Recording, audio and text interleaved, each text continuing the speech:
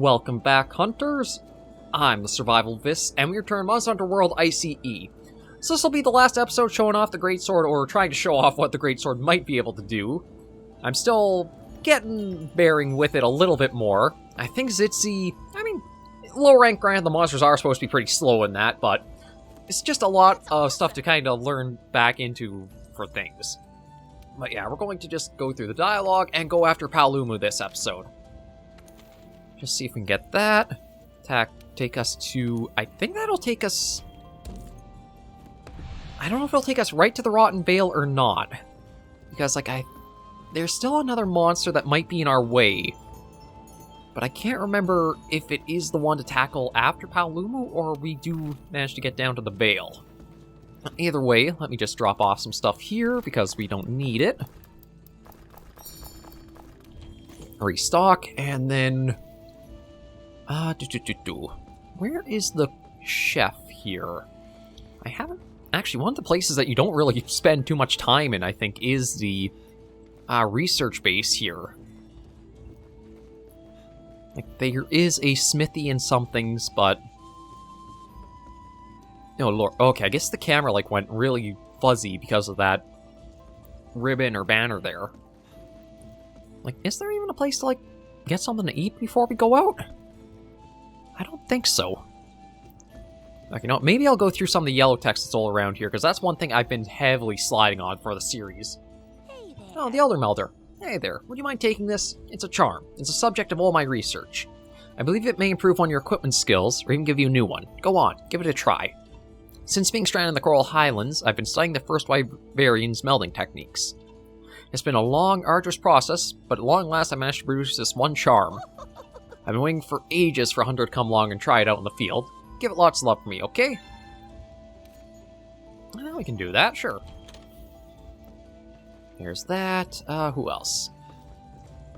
Oh, the resource center. Oi, what do you want? Oh, sorry about that. I thought you were that loudmouth smithy vendor kid coming up here to annoy me again.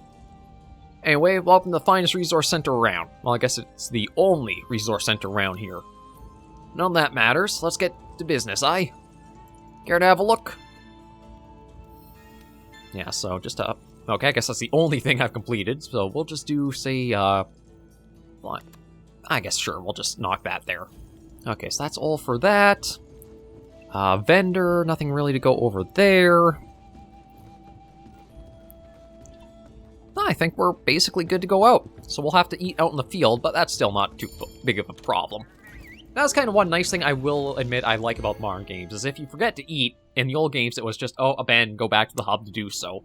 Here, or... World, Rise, just stop in a base camp, have your food, and then still go on your hunt.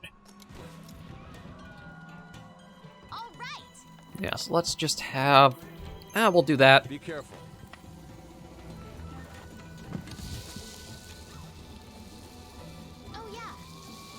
So it seems as though Paolumu feeds on eggs in the coral. Maybe we should look around there first. Yeah, I know exactly where we gotta go for that, but... I forgot to deliver stuff for this other base camp. Well, I don't think it'll be too big of a deal that I forgot to, get... Oh, God. Yeah, Coral Highlands day or night is really, really nice. This just makes me hope so much that we do have, water come back in for the next Monster Hunter title. It's if they played with, the bioluminescence you see around here in the Coral Highlands, it would be really, really pretty.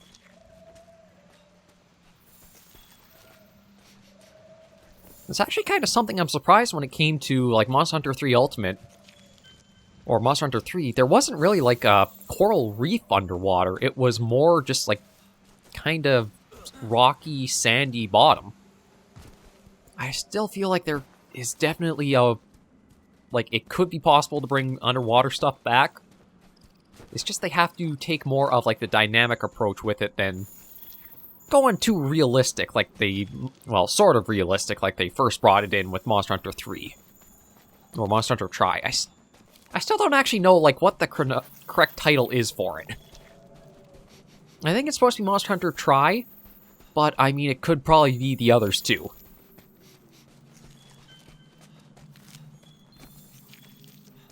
Yeah, let me snag all the tracks. Did we rate? Yeah, we do make that. God, that one leap, it looks like you don't make it. Well, let's go after big old Balloony. And actually, before I do, I want to find some bright moss, because that was one of the things, like one of the loading tips, I think, said, if you use that on flying wyverns, it, like, blinds them, or maybe it, like, keeps them on the ground until it wears off more. I want to try that out and see.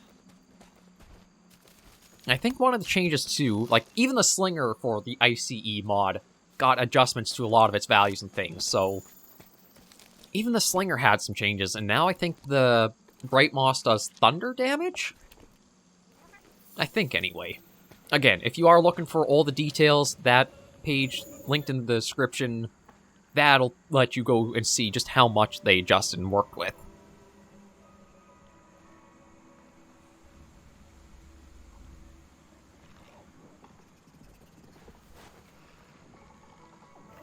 There he is.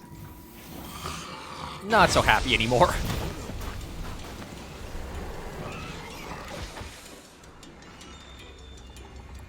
See, and Paolumu is like one of the monsters, I don't know if I would technically classify it as like a wyvern.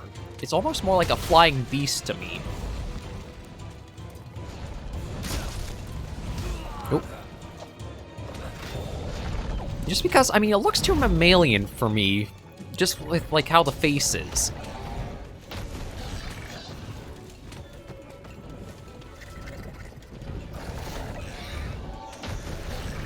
I know it's classified wyvern more, I think, on like the skeleton.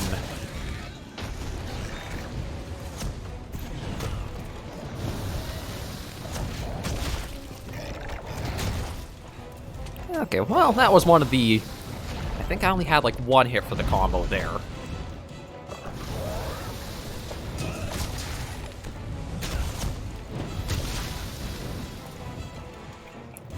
So... okay, what happens if I do use the bright moss while he's like up like that? Ooh. Okay, come on, look here.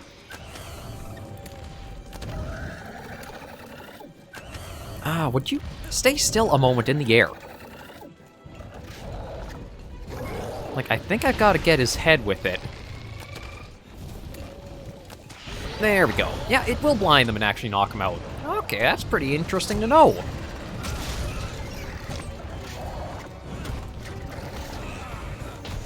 Yeah, that's something I didn't realize was actually a part of the world, is... There we go. That was a nice one of the combo for that slash. If you have a flying wyvern in the air, you can use the bright moss and hit its head, and that'll ground it.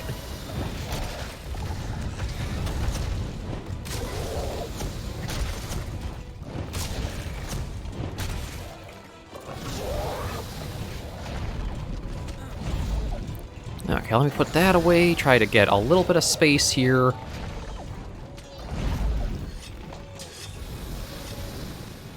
There we are.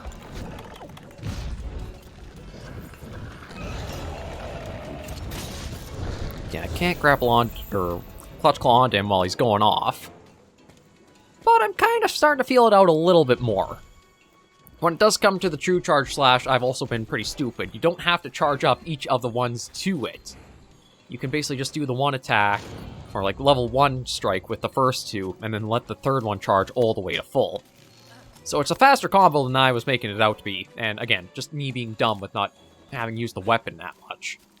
I wonder how many people are in the comments of last episode just going to be like correcting me on, no, it's not that slow, you're just so dumb. And yeah, they do have merit there. I was a little stupid when it came to that. Any bright moss? Doesn't really look like any.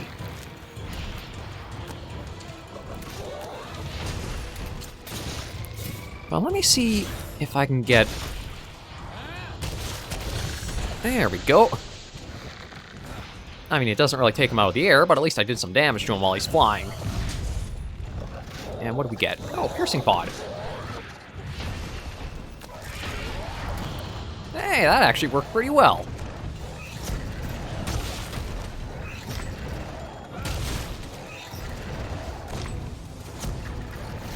Oh, almost pulled it off. If I was a little quicker, I would have done it right.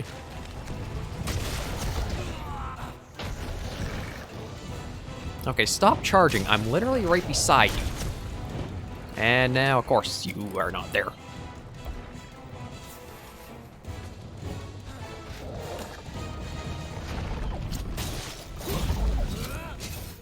Not sure if you'll hit anything. Nah, didn't. But that'll probably tick him off, too.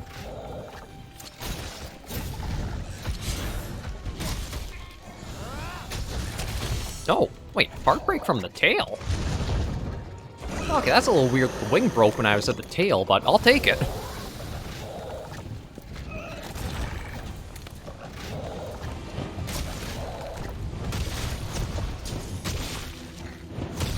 Ooh, that was a nice one. Got him from the...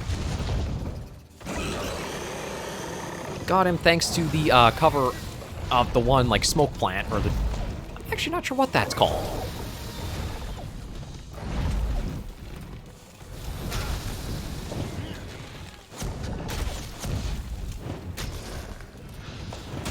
Ooh! I'm actually surprised that connected, but... I'm glad it did. Oh, and everybody's... Uh-oh, is he leaving? Oh, I think... We almost got to give Zitsuyaku his opportunity. He's honestly, like, probably one of the best monsters that's always, or almost always, helpful for you if he's on a hunt. Like, it often seems like he's really eager just to flash any other monster in the area. He doesn't even care so much about the player. It's more any monster that, like, might be a rival or predator. It just decides it could use a little bit of time blinded, so I'm going to do it. Yeah, just grab a few things and go on our way.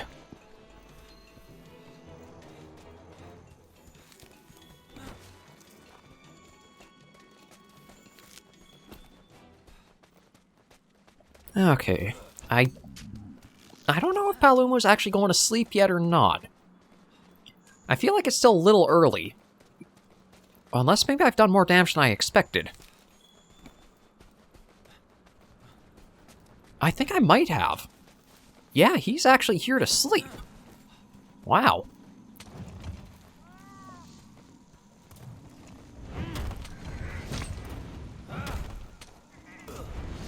Let's see how this does. Do we actually connect? Oh, yes we do. I think that's one of the other little points of... like, showing I'm getting a little bit better with the Greatsword, because I was actually able to gauge that distance pretty good. No, actually, you know what? I got to, sharpen.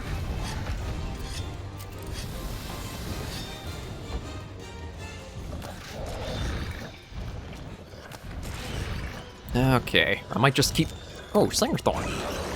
I was going to say, I might just pepper him with a bunch of, like, slinger ammo while he's airborne.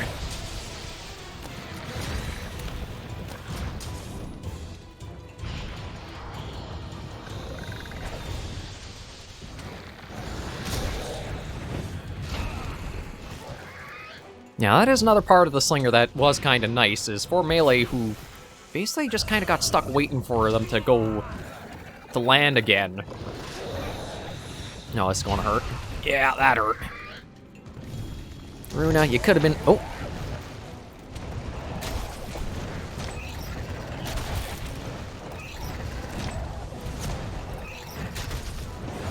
Oh.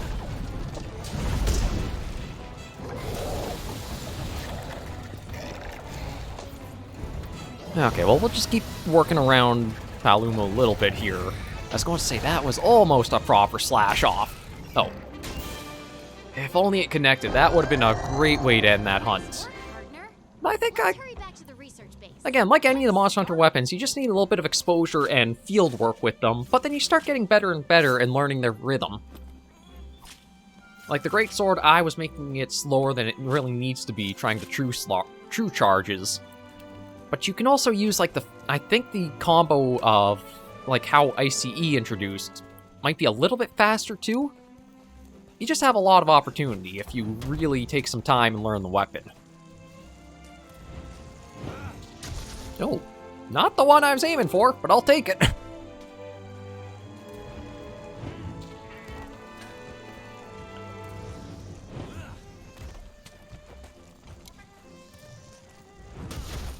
There's another one. And can we get the last one? Probably not. No. There we go. Yeah, so that was Paolumu hunted.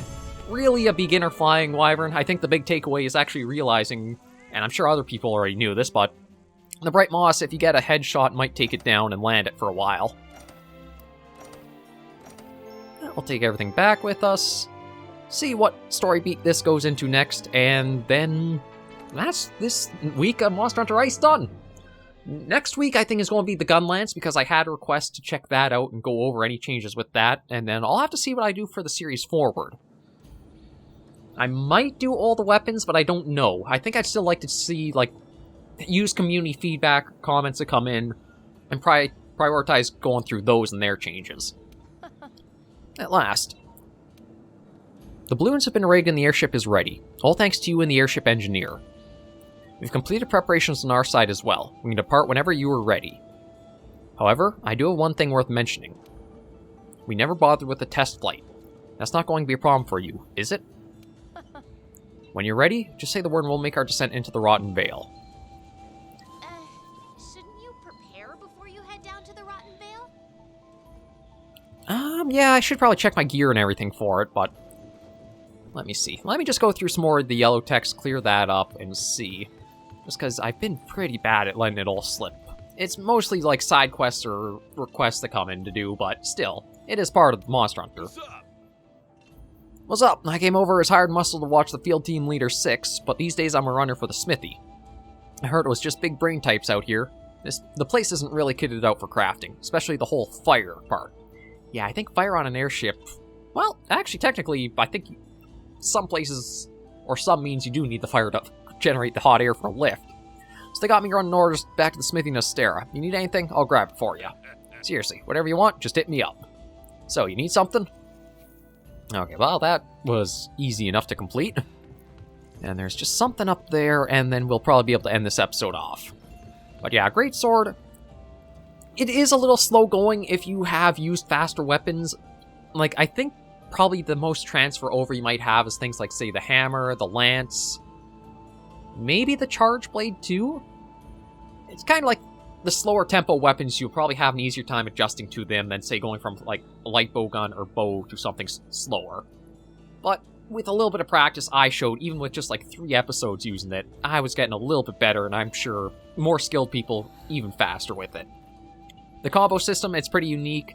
I like that it's supposed to be, you could use that one more for your elemental damage, and the true charge for your more, like, raw.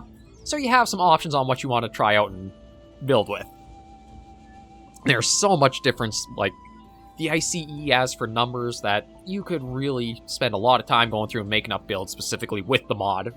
But we'll just get this ranting out of the way first. Right, I'm going to tell you, I was wandering the Coral Highlands, looking for materials for the airship, and I got to thinking, it would be a lot easier to move around the Coral Highlands if I put together a rope lift.